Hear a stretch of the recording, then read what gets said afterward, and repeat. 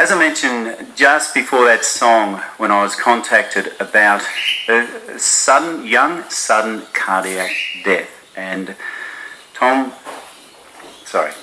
Keegan rang me up about that and wanted me to have a chat to his wife about it. They lost their son at age 22 in January of 2007, and well, they've spent a lot of hours, if not hundreds, thousands of hours on the internet trying to find out about what the subject is and what it's about, and it's something I hadn't really heard about before. I spoke to Leslie Keegan yesterday, and the first thing I asked her was actually, how difficult it was to actually find out what had happened. From what I found out, when our son died, I didn't really have access to a lot of information. The only information I was given was my sister's doctor on the Sunshine Coast told her to make sure we had our other boys checked for cardiac conditions, because we didn't really know at the time why Nye died. After that, I started to go on the internet, and once you start searching, there's just so much information out there on young sudden cardiac death, and particularly in athletic kids, because if a kid is athletic and they have an underlying cardiac condition, they're actually 3 times more likely to have a sudden cardiac arrest that can result in their death. You lost your son back in 2007, that was Nye. Can you tell us a little bit of the background and leading up to that time, what actually happened?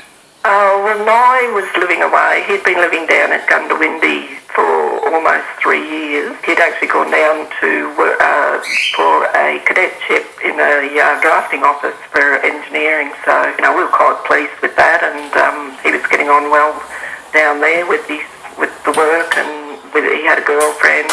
We had the feeling that he was fitting in very well. He was actually experiencing some kind of chest discomfort in the lead up to his death. Because he was so fit and healthy, it pretty well got put down to indigestion, and that was one of the things I think that made me, I sort of blamed myself a lot afterwards, because I thought, well, if I had have just known that this could happen to someone who you just expect is so fit and healthy, then, I would have gone and made him get the checks that he obviously needed. Is it just basically it's not simple I suppose, but a heart attack that took your son's life? There's a difference between a heart attack and a cardiac arrest, because a heart attack normally does refer to older people or people who have blockages in their arteries and things like that. So, and these are the conditions that can cause sudden cardiac death in young people.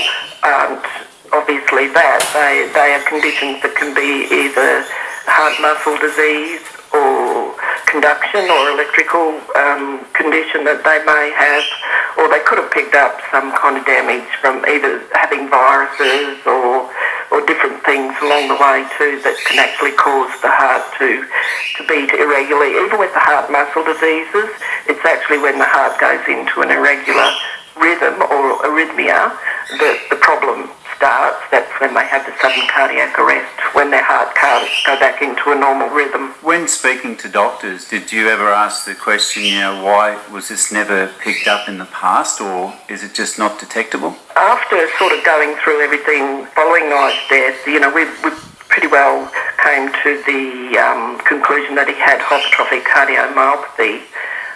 Sometimes it can be picked up mainly through symptoms. That's really the only way. But he wasn't the sort of kid that went to the doctor that often.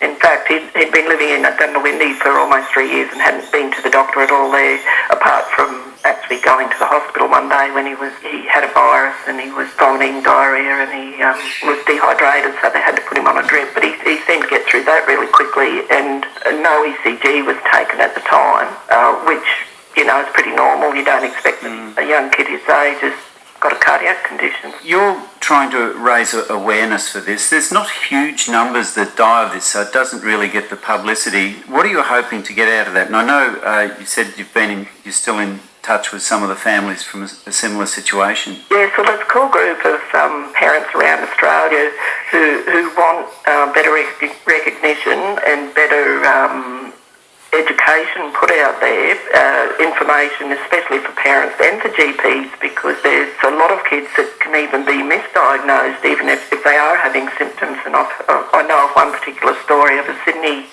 lad who was referred neurologist instead of a cardiologist. He was having dizziness and headaches, and they pretty well put it down to having migraines.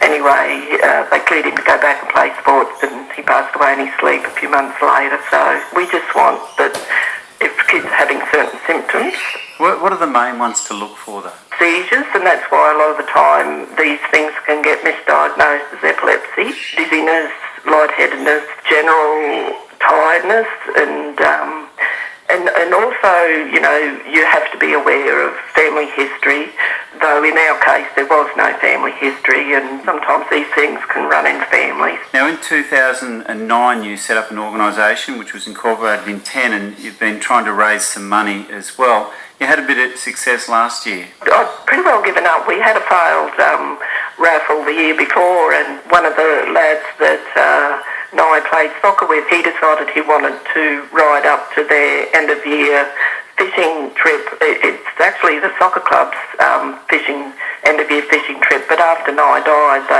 they just started calling it the Nye Keegan Fishing Classic, so we sort of became involved, and my husband and our other sons and other family members go up there every year and have a bit of a fish and muck around with the boys. So you raised about a little over $5,000, which has meant you've been able to purchase a little bit of equipment. Where's that going to end up? yeah, so we purchased two AEDs, automatic external defibrillators, and one has gone to the club that I played at up here, the Wanderers, Mackay Wanderers Football Club, and the other one is going to Stadium. Going through this experience and then educating yourself and setting up this organisation, raising some money, has that helped you deal with what's happened? I don't know. Suppose it sort of got me involved with doing something that I probably would never have done before.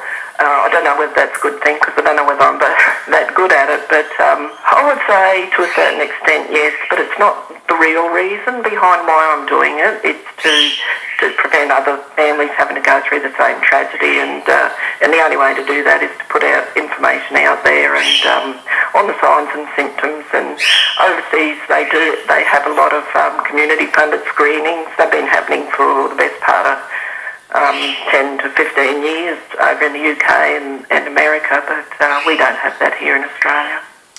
That's Leslie Keegan there, who I spoke to yesterday. Lost her son Nye in 2007 at the age of 22 to young sudden cardiac death. If you want to find out a bit more about that, there is a website. The best thing to do, because it's so long, it's Nye Keegan Sporting Heart Association Inc.org. But if you type in Nye Keegan into a search engine, it'll send you to that site. Right now we're heading